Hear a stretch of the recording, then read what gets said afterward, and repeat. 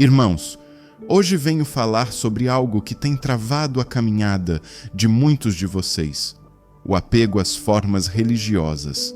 Antes de qualquer religião existir, o ser humano já era espiritual por natureza. E é preciso lembrar, o ser humano foi criado perfeito, à imagem e semelhança dos Elohim. Essa perfeição original implicava em uma ligação direta com a fonte criadora, uma conexão plena, consciente, contínua. A espiritualidade fluía de maneira natural, sem intermediários, sem rituais, sem doutrinas. Era a própria essência da existência, mas com o tempo, essa conexão foi se perdendo. A queda vibracional da humanidade, com muita influência de outros seres que tornaram o ser humano imperfeito, somada aos ciclos de inconsciência, apagou essa memória espiritual direta. E o homem, sentindo-se separado, começou a buscar caminhos para retornar ao sagrado. Foi aí que surgiram as religiões. A palavra religião tem origens debatidas, mas uma interpretação comum vem do latim religare, que significa religar, uma tentativa sincera de reconectar o ser humano ao divino. Outra origem possível, religere, indica o ato de refletir cuidadosamente sobre o sagrado. Ambas apontam para o mesmo impulso, o desejo de se reconectar com aquilo que foi perdido. E assim nasceram caminhos, ritos, regras, templos. Muitos desses caminhos nasceram puros, com boa intenção, conduzidos por almas despertas que desejavam ajudar outros a lembrar. Mas com o tempo, o que era ponte virou estrutura, e o que era movimento virou forma. A espiritualidade foi engessada. A liberdade do espírito foi substituída pela obediência aos dogmas. E a religião, muitas vezes, se tornou um instrumento de controle.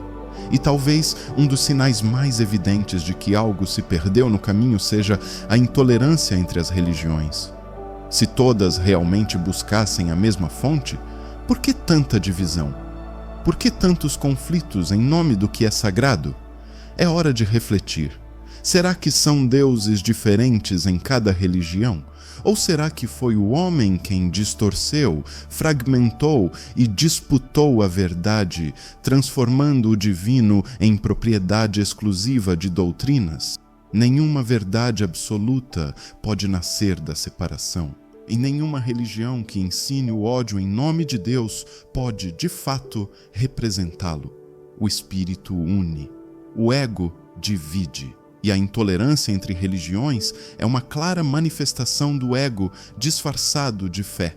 É preciso dizer com clareza, muitas religiões, ao longo do tempo, deixaram de cumprir seu propósito original e passaram a funcionar como verdadeiras instituições de poder e manipulação. Algumas se perderam tanto que se tornaram empresas, operando como negócios, com metas, estratégias de lucro e estruturas comerciais completas. E ainda que sempre haja justificativas para essa forma de funcionamento, o fato é que muitas delas se distanciaram da essência espiritual que deveriam sustentar. E em muitos casos, o sagrado passou a ser comercializado, a fé virou produto, a salvação, moeda. O templo virou palco. E os líderes, empresários, essa distorção não é recente. O próprio Jesus, tomado de indignação, expulsou os cambistas do templo dizendo: "Está escrito, a minha casa será chamada casa de oração, mas vocês estão fazendo dela um covil de ladrões." Mateus 21:13.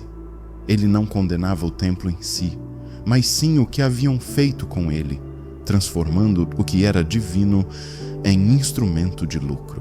A crítica foi direta. O que é sagrado não deve ser vendido, negociado ou explorado. Sempre que a espiritualidade é usada para benefício próprio, há um desvio da verdade e uma ofensa àquilo que é puro. Mas isso não invalida a sinceridade dos que estão dentro desses sistemas. Mesmo dentro dessas religiões que se transformaram em estruturas frias ou comerciais, há pessoas sinceras, há buscadores de verdade, há homens e mulheres em missão, e tudo isso tem valor. O chamado do Espírito se manifesta onde for necessário, e onde houver um coração puro, ali haverá uma porta aberta para a luz. A espiritualidade é anterior a qualquer religião. Ela nasce com o ser, está no pulsar da vida, no sopro da consciência, no silêncio do coração desperto. Já a religião é linguagem criada por homens para tentar explicar aquilo que só pode ser experimentado. O próprio Jesus, com palavras simples, dizia: "Ai de vocês, mestres da lei e fariseus, hipócritas! Vocês limpam o exterior do copo e do prato, mas por dentro estão cheios de ganância e cobiça." Mateus 23, 25. Mostrava que a verdadeira transformação começa por dentro. Em outro momento ensinou: "Mas quando você orar, vá para seu quarto, feche a porta e ore a seu pai que está em secreto." Mateus 6:6. Ele falava da oração íntima, sem plateia, sem ritual, sem aparência.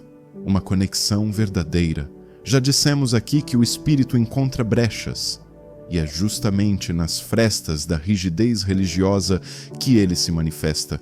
Mas para percebê-lo, é preciso silenciar os ruídos da forma, ter coragem de soltar o que foi aprendido, confiar no que está emergindo de dentro. Muitos estão sendo chamados, muitos estão despertando habilidades, sentindo coisas novas, ouvindo o chamado interno. Mas, por estarem presos às formas aprendidas, sentem culpa, medo, confusão. Afinal, aquilo que sentem não está na Bíblia, nem no Alcorão, nem na Torá. Não foi dito pelo pastor, pelo padre, pelo rabino, mas é real, é vivo e está batendo a porta. Jesus também dizia: "O reino de Deus não vem com aparência exterior. Nem dirão, ei-lo aqui ou ei-lo ali, porque o reino de Deus está dentro de vós." Lucas 17, 20 a 21. Essa verdade atravessa o tempo, e ainda hoje poucos realmente a vivem. É compreensível, irmãos, crescer dentro de um sistema é confortável. Seguir regras prontas parece seguro, mas isso também adormece, e o despertar exige confronto, exige dúvida, ruptura, sinceridade, exige escolha. Porque no fim das contas, a jornada espiritual é pessoal, silenciosa, profunda. Ninguém pode fazê-la por você. Chegou a hora de desapegar, de soltar as mãos do passado, de se permitir ver com novos olhos, sentir com o coração limpo. Há verdades que não cabem em livros, há experiências que não se explicam, só se vivem. E agora, cada um de vocês será naturalmente conduzido a refletir sobre o caminho que trilha. Há quem encontre conforto e estrutura nas práticas religiosas. E isso pode ser valioso, desde que haja sinceridade no coração e desejo genuíno de crescer. Mas há também aqueles que sentem o chamado para algo além da forma, para uma espiritualidade livre, profunda, silenciosa e viva. Não se trata de rejeitar uma fé, não se trata de abandonar o que foi aprendido, mas de perceber que o divino é maior do que qualquer estrutura e que o Espírito sopra onde quer. Muitas vezes além das paredes, além dos livros, além das regras. E é preciso dizer com clareza, irmãos, não há mais tempo para titubear. Estamos vivendo os tempos finais de um ciclo planetário e a transição da Terra para uma nova realidade já está em pleno curso. As energias do planeta mudaram, a vibração está sendo elevada e com ela tudo o que não estiver em harmonia será naturalmente expurgado. As profecias, especialmente as deixadas por Yohanan, conhecido como João, já estão praticamente todas cumpridas, mas poucos perceberam, porque esperavam sinais externos, catástrofes visíveis, trombetas no céu. E esqueceram que o maior dos sinais seria o despertar da consciência, o confronto íntimo com a verdade, o chamado silencioso no fundo da alma. Este é o momento de decisão. Este é o tempo de recordar quem você é. Essa reflexão não é um rompimento, mas um convite.